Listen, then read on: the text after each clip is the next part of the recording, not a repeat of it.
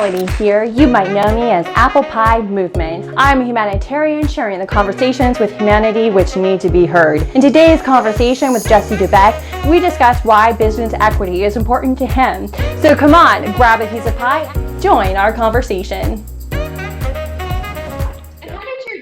Begin. You stated that it started with reading Rich Dad, Poor Dad by Robert Kiyosaki, which is a personal favorite of mine, actually.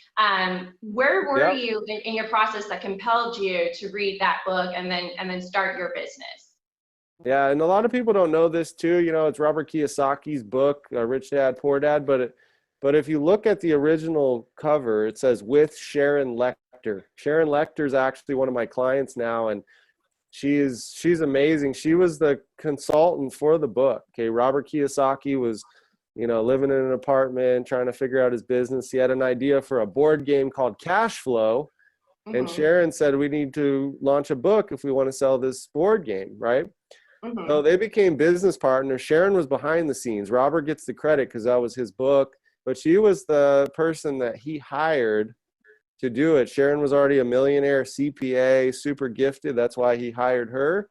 They launched this $100 million brand, Rich Dad, Poor Dad. And to this day, they've sold over, I think it's 8 million copies. It could be more, but which is like the #2 entrepreneur book of all time after Think and Grow Rich. And Sharon Lechter is a huge person in the Think and Grow Rich community as well. She wrote Think and Grow Rich for women too. So she's sold more books than anybody that I know, including Brendan Burchard or anybody. Like, yeah, and I think I said 8 million. I think it's like 38 million.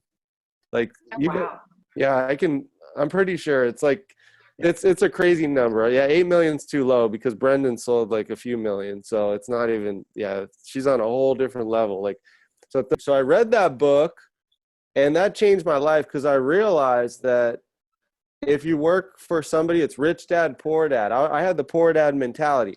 I thought, my parents taught me, you go to work, you go to school, get good grades, get a good job, get a 9-to-5, work for 30 plus years, you can retire, get a pension. But I thought a little differently after I read this book. I said, I need to acquire assets or build assets that as soon as those assets passively create more income than my monthly expenses, then I'm financially free. So when I got that concept, I was like, nose to the grindstone. My dad's like, you need to go get a job. I'm like, no, I'm going to build a business.